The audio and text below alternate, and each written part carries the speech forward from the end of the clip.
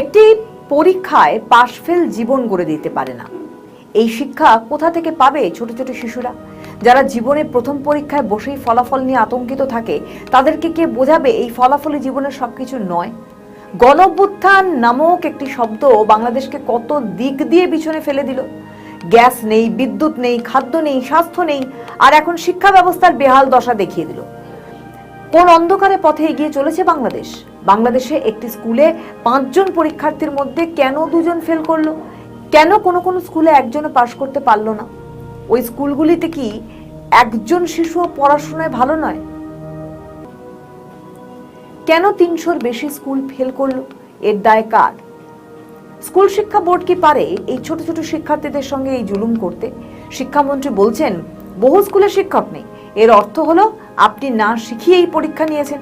স্কুলতে কোনো টিচার নেই। 12,000 টিচার সরকারি স্কুলগুলোতে শর্টেজ রয়েছে। 50,000 টিচার শর্টেজ রয়েছে প্রাইমারি স্কুলে। 38,000 হেডমাস্টার নেই। 77,000 টিচার শর্টেজ রয়েছে আমার এমপিওভুক্ত স্কুল এন্ড কলেজগুলোতে। নিয়োগ দিতে হলে যে সরকারি শিক্ষক যে প্রসিডিউর মেনটেন করতে হয়, সেটা একটি লম্বা প্রসেস, গ্যাজেটেশন করতে হয়। এই যে 14,300 শিক্ষক বিগত সরকার যাওয়ার দিন রাত্রে বেলা তাদের রেজাল্ট দিয়ে গিয়েছে, পোস্টিং দিয়ে যায়নি। যাওয়ার দিন রাত্রের বেলায় ফেব্রুয়ারি মাসে, বুঝতে পেরেছেন? এখন এটাকে আমার রেডি করতে দেখা গেল 4 মাস চলে যাচ্ছে।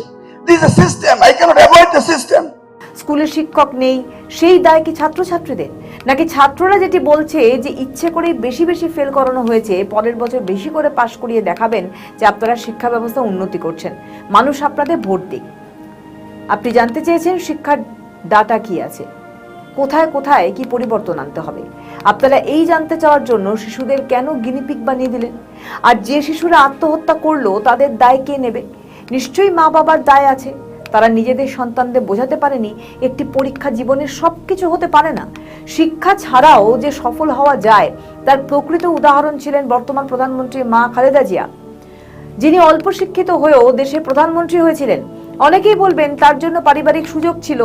যদিও সুযোগ থাকলেও সবাই সফল হতে পারে না, কিন্তু প্রশ্ন একটা তো থাকেই, 5 জন ছাত্রছাত্রীর মধ্যে যদি 2 জন পাশ করে তাহলে সে দায়িত্ব শুধু ওই ছাত্রছাত্রীটির, নাকি মা বাবার পাশাপাশি স্কুলের শিক্ষা ব্যবস্থা, স্কুলের শিক্ষক বোর্ড এবং সরকার সবার দায় কে নেবে?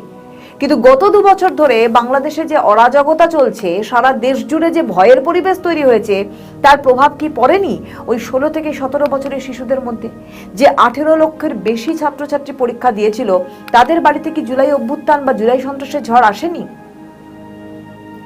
পরিবারের ওপর নেমে আসা জুলাই বিপদের আঁচ কি তাদের ওপর পড়েনি? শিক্ষামন্ত্রী কঠোর প্রশ্নপত্র দিয়ে নিজেকে কি প্রমাণ করতে চেয়েছেন?